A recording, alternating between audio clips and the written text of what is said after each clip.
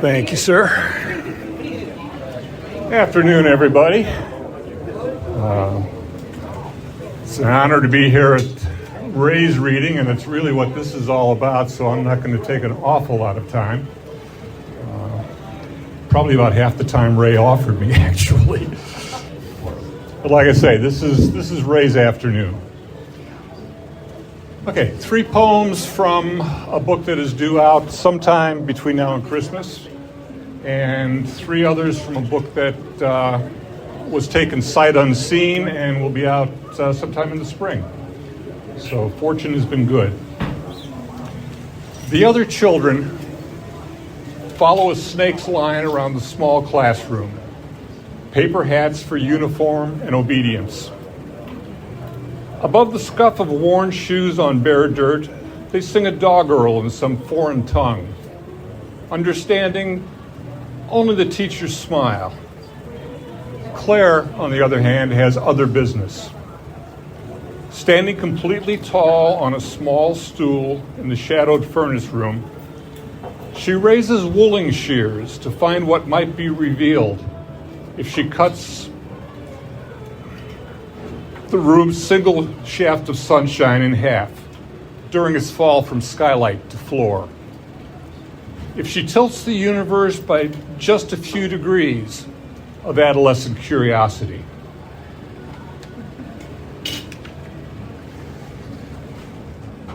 We'd been struggling with things in our past that wouldn't be undone, and worse still, we couldn't undo. And the precipice drew closer, with each piece crumbling from its edge.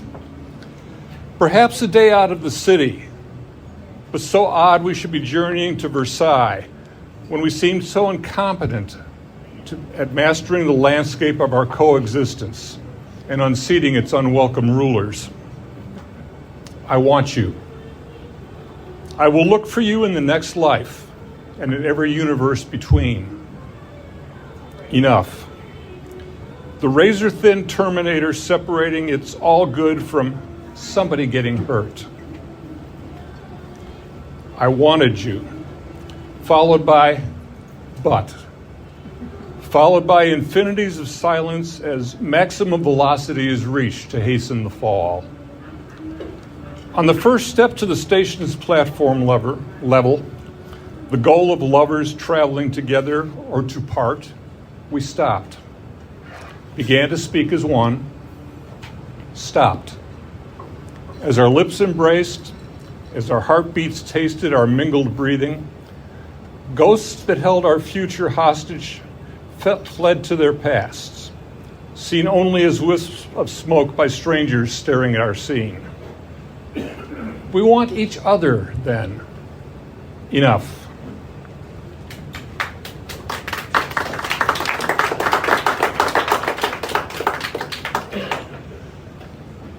There's a woman playing fiddle among the wildflowers at the top of the hill. Tunes the older players taught when they were her connection to the past, when she was their way of saving it.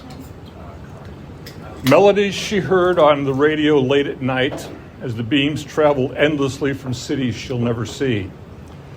Patterns of notes born in her mind, airs to teach to others when the time comes. Theirs with luck to pass on in turn. So no, she's not a woman playing fiddle. She's a fiddler. All fiddlers, all in one. She and the fiddle are one.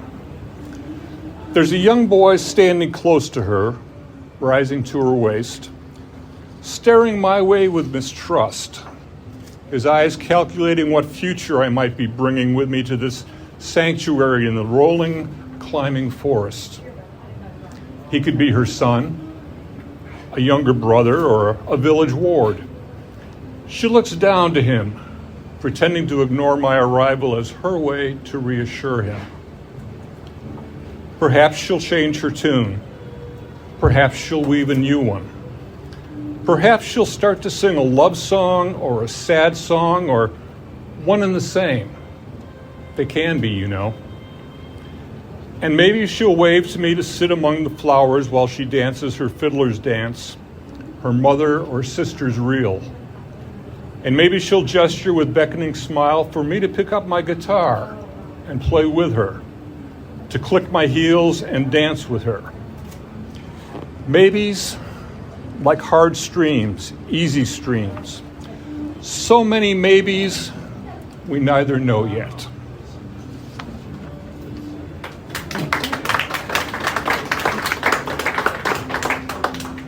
She speaks for herself.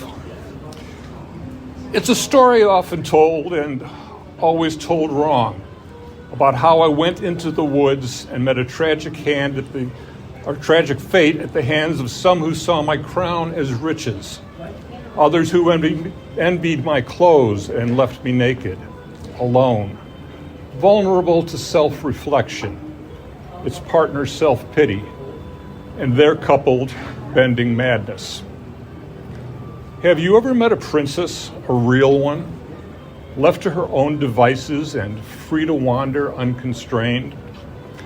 Have you ever met a princess, one with self-respect and sanity, who wouldn't want to run away? There were no woods. I gave away my crown, its jewels, cast off silks and petticoats to wear a simple frock, dirty, worn. There was no clearing with a pond. I gazed into myself, be sure of that. But in doing so, found peace, myself.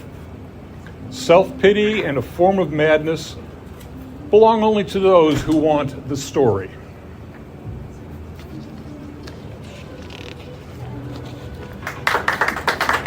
Thank you. The flowers in her portrait. If she were gone, forever and traceless, forgetting her would be a fool's errand. There would have been less time allowed to secure images of her than planned. There can neither be enough of either. But the one stored in ambered love